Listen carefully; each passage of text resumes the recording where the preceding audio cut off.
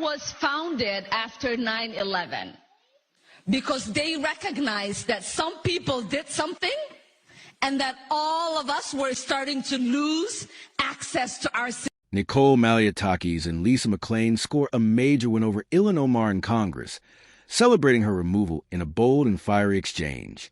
These strong conservative voices highlighted Omar's controversial record, challenged her divisive remarks, and pushed to restore accountability in the House. For years, Ilhan Omar's comments about America and its allies have sparked outrage.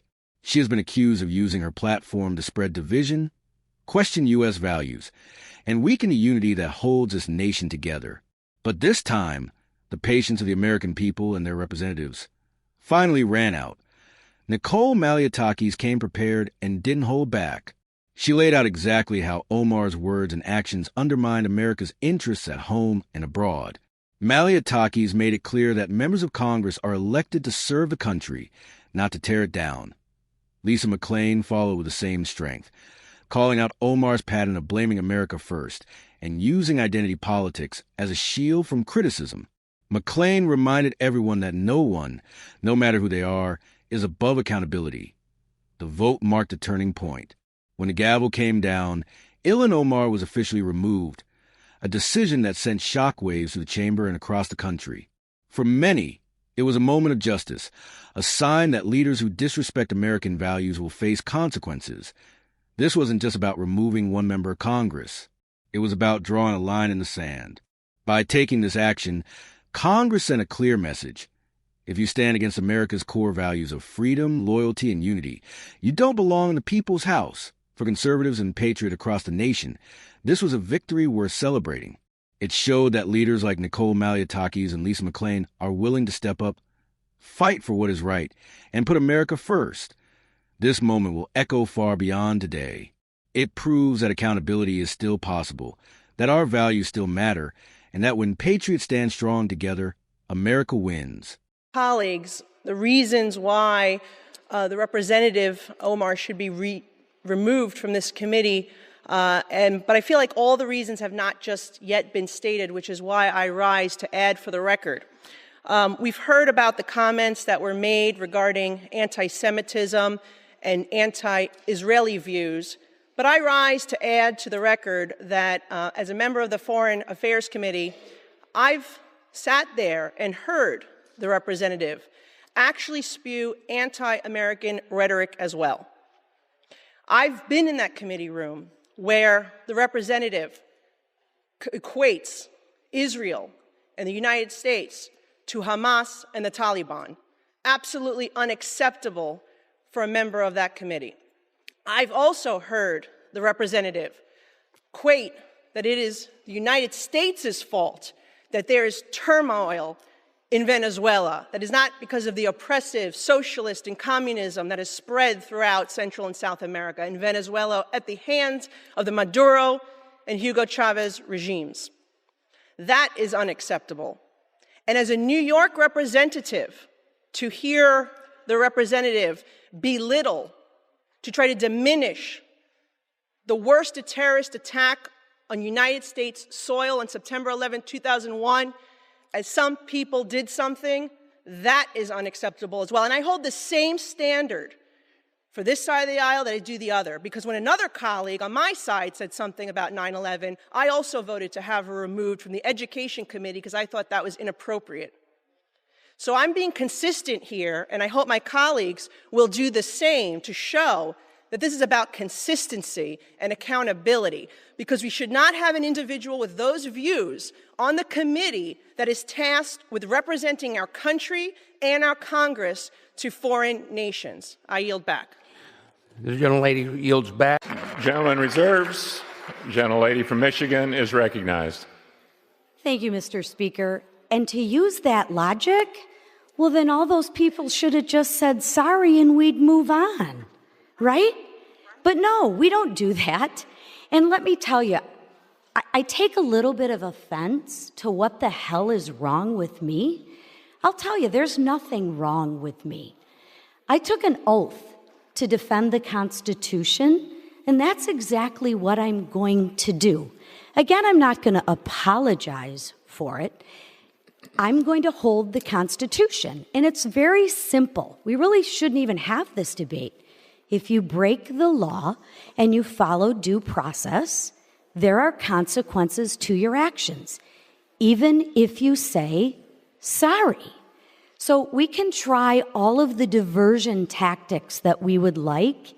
It doesn't change the fact that someone broke the law and that someone should be held accountable.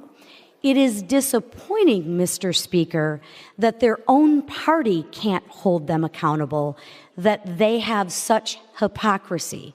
So with that, I yield 2 minutes to my friend from New York, Nicole Malliotakis. Gentlelady is recognized for 2 minutes. Patriots, what happened today in Congress is truly historic. Nicole Malliotakis and Lisa McClain didn't just push back against Ilhan Omar. They completely exposed her, called out her radical record, and celebrated what millions of Americans have wanted for years, Omar's removal. This didn't come out of nowhere. For years, Omar tested America's patience with her controversial remarks about our allies, her constant attacks on this country, and her divisive words that set people against each other.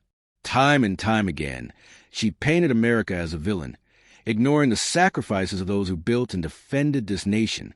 She made it clear that her vision doesn't match the values that built America. Nicole Malliotakis came in strong, laying out how Omar weakened America's standing, insulted our allies, and showed sympathy for radicals instead of brave men and women who serve in uniform. She reminded everyone that Omar was elected to serve this country, not tear it down. And when you break that trust, you lose the right to represent the people. Malliotakis' words hit hard because they were rooted in truth. America deserves leaders who defend her, not ones who tear her apart. Then Lisa McClain followed with fire that shook the chamber. Her message was direct, powerful, and impossible to ignore.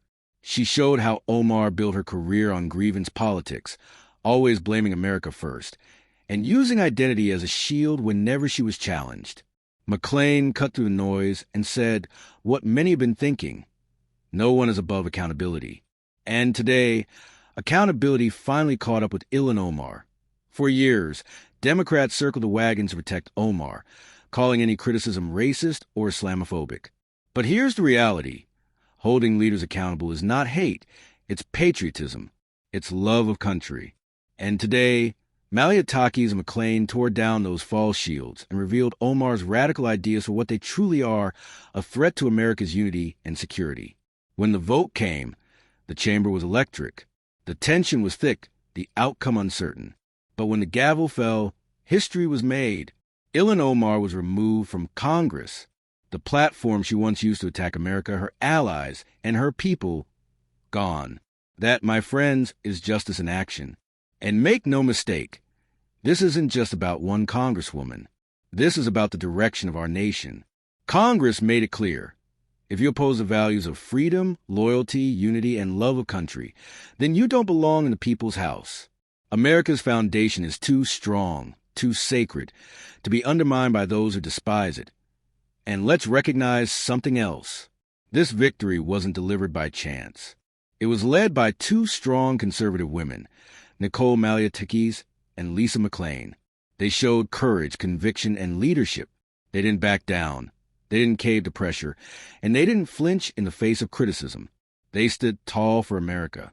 They fought not just for their own districts, but for every patriot across this land who is tired of radicals in power tearing down the very freedoms that make this country great.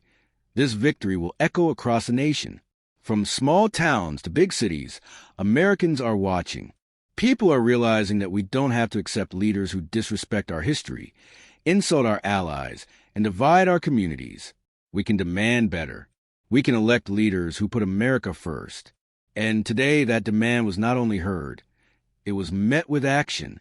But patriots, the fight doesn't end here. Omar may be gone, but there are still others in Congress who share her radical vision.